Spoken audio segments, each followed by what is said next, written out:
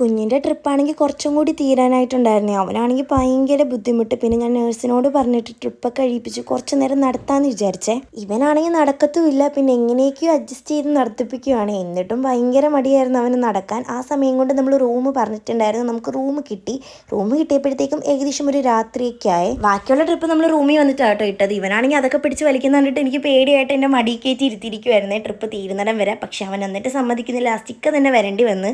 പുറത്താണെങ്കിൽ നല്ല മഴയും ഒക്കെ ഉണ്ടായിരുന്നു കേട്ടോ. അങ്ങനെ എങ്ങനെയൊക്കെയോ അവൻ്റെ ട്രിപ്പൊക്കെ തീർന്നു. അതിൻ്റെ സന്തോഷമാണ് അവന്. പിന്നെ ഇക്കായുമായിട്ട് അവനിങ്ങനെ ഓരോ കാര്യങ്ങളൊക്കെ ഇങ്ങനെ ചൂണ്ടിക്കാണിച്ചുകൊണ്ടേ ഇരിക്കുമായിരുന്നു. അപ്പോഴത്തേക്കും ഇക്ക എനിക്ക് വേണ്ടി ഫുഡ് മേടിക്കാനായിട്ട് പോയി. പിന്നെ കുഞ്ഞും ഞാനും കൂടി കുറച്ച് നേരം പുറത്തൊക്കെ നിന്ന് കഴിഞ്ഞിട്ട് അവന് നല്ല ഉറക്കം വരുന്നുണ്ടായിരുന്നു. അങ്ങനെ അവനെ കിടത്തി ഉറക്കി. അപ്പോഴത്തേക്കും ഒക്കെ ഫുഡായിട്ട് വന്ന് കഴിക്കാനായിട്ട് കൊണ്ടുവന്നത് ചപ്പാത്തിയും ഗ്രീൻ പീസ് കറിയും കുറുമക്കറിയും ഒക്കെ ഉണ്ടായിരുന്നു. അങ്ങനെ ഞാനും ഇക്കായും കൂടി ഫുഡ് കഴിക്കാനായിട്ട് തുടങ്ങി. കുഞ്ഞിനാണെങ്കിൽ ഇപ്പോൾ ഇതൊന്നും കൊടുത്താലും കഴിക്കത്തില്ല. കാരണം അവന് തൊണ്ടയ്ക്ക് ഇത് മാറണം. അതുകൊണ്ട് ഫീഡിങ് മാത്രമേ ഉള്ളൂ. ഫുഡെല്ലാം കഴിച്ച് കഴിഞ്ഞിട്ട് നേരെ കിടക്കാൻ പോയി. ബാക്കി എന്താണെന്നുള്ളത് നെക്സ്റ്റ് വീഡിയോയിൽ പറയാം.